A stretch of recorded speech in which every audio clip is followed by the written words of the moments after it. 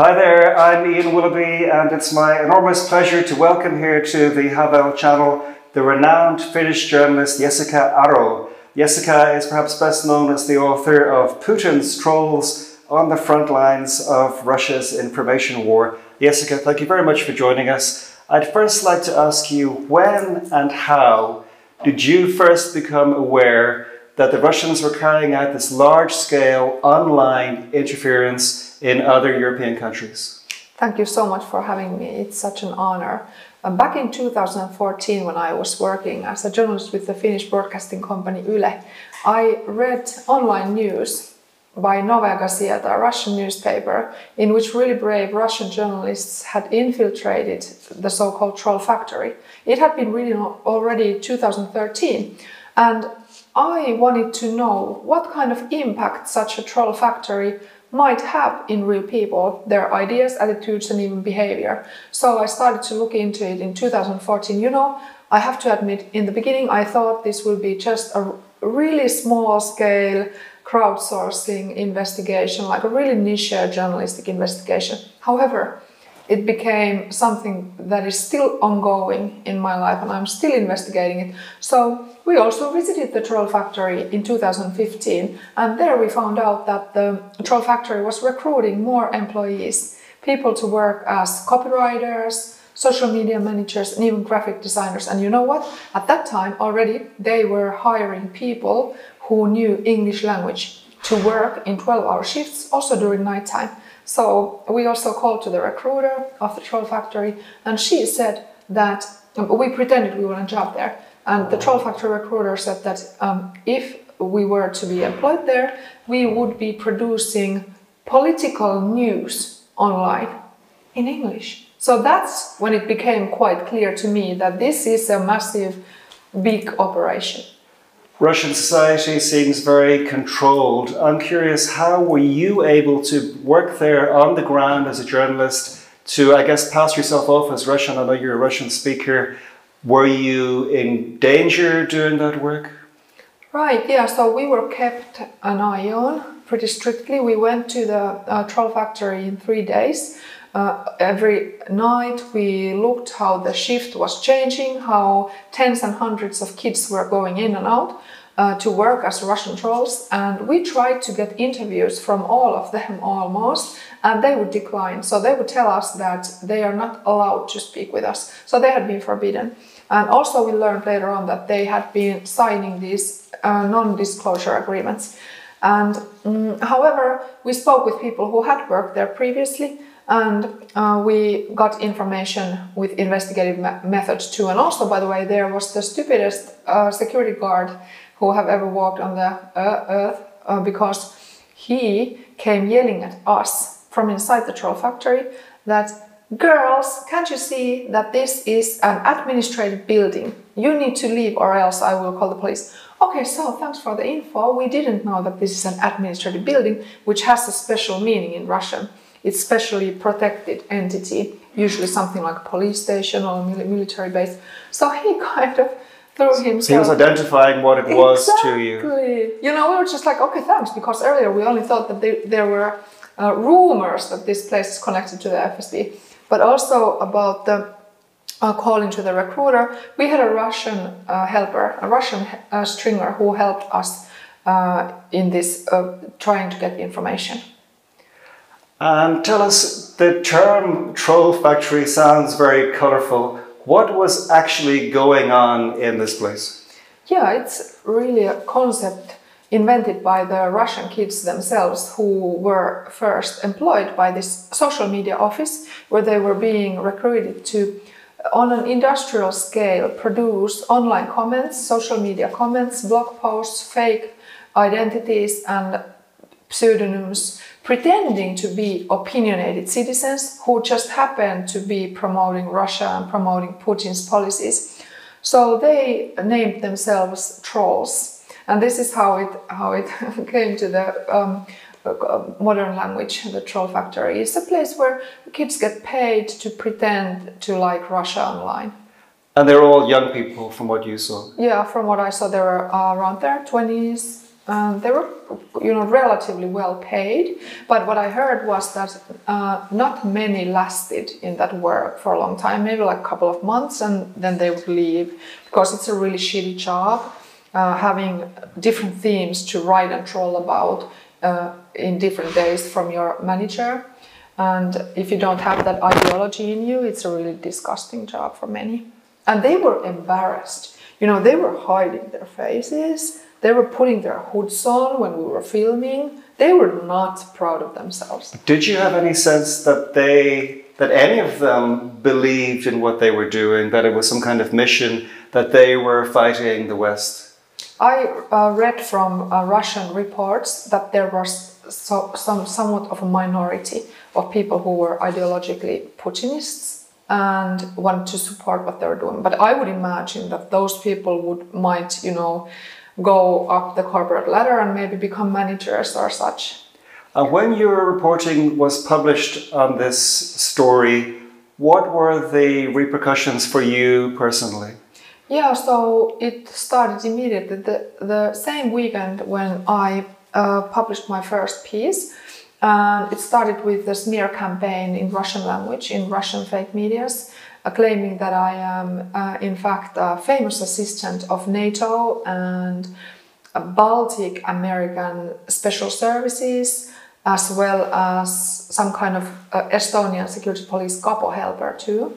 And they published my contact information.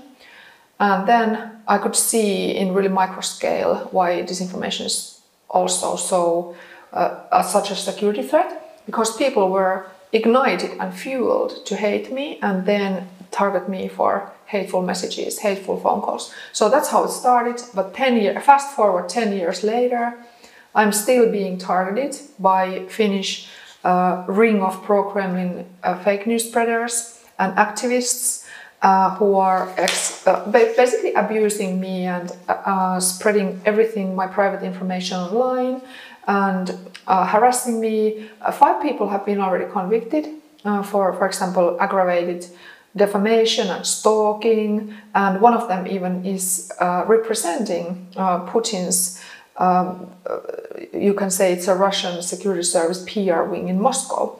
So there are very heavy links to Russia. As we know, Russia and its secret services are capable of pretty much anything. How scared were you in this period, initially when they started targeting you? I was disturbed.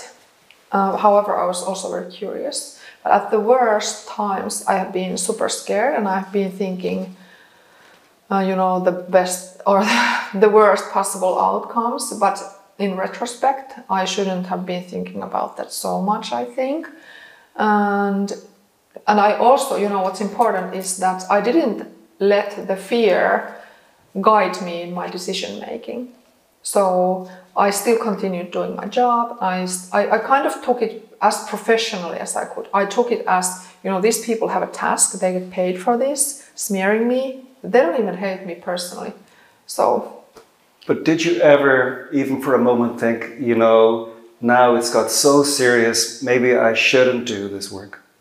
Yeah, I've been pondering that, but I have anyways continued when I've then had a better day.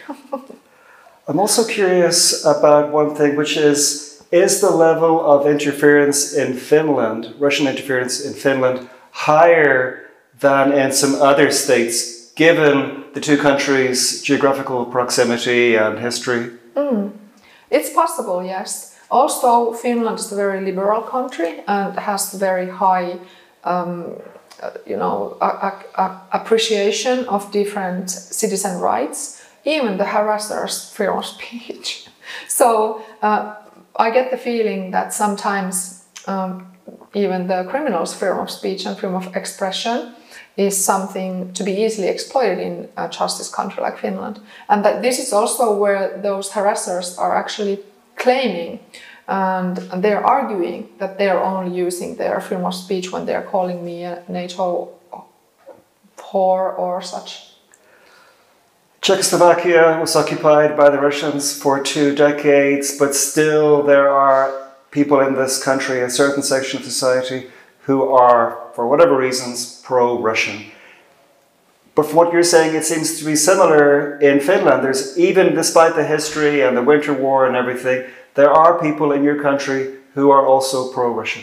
Completely, yes. And some of them seem very organized. Some of them are people who, for example, recruit other Finns to go to fight to the Russian side of the Russian war against Ukraine, and who help them travel to Russia, and who actually pose genuine security threats on interest of the Kremlin in Finland. Well, I know it's a difficult question, but what do you think is the motivation of these people, or why would they possibly want to serve a country like Russia when it's doing all these terrible things, especially, of course, in Ukraine? For some people, it seems like a true calling. That's like the best thing they can imagine is to help someone to commit genocide. You carried out your initial investigation 10 years ago or so.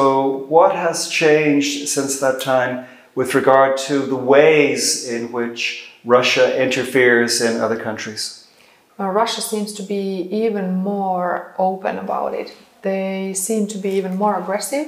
They are doing it on a full scale. They seem to have quite many allies even in the West, and they seem to take quite some pride in what they do. So, and also because they are not counteracted very aggressively from the West, they also are deemed having a permission to continue. And what are the main messages that they are spreading, and what are they mainly trying to do to Western societies? That's an excellent question. In regards to Ukraine, they are always posing Ukraine as the aggressor. They are showing that Putin only wants peace and negotiations. They have tried to say that they have nothing to do with the problems of Ukraine, that Ukraine is only suffering from US and European Union bad management from those entities. Also, they are trying to portray Ukraine and other Western countries as Nazi and fascist-led countries. But one of the main political gains that they are now trying to receive with the use of information warfare is that they're trying to portray every NATO and EU country who are helping Ukraine militarily. They're trying to break the alliance, they're trying to break the will to defend Ukraine, they're trying to preemptively threaten Western countries from helping Ukraine. But at the same time, they have so many different target groups. Also, the United States elections at the moment, they're pushing Trump as their candidate. Also, they have really big allies and audiences in other global areas, such as Africa. Is it fair to say the Russians are really good at this stuff and they're really succeeding in this mission?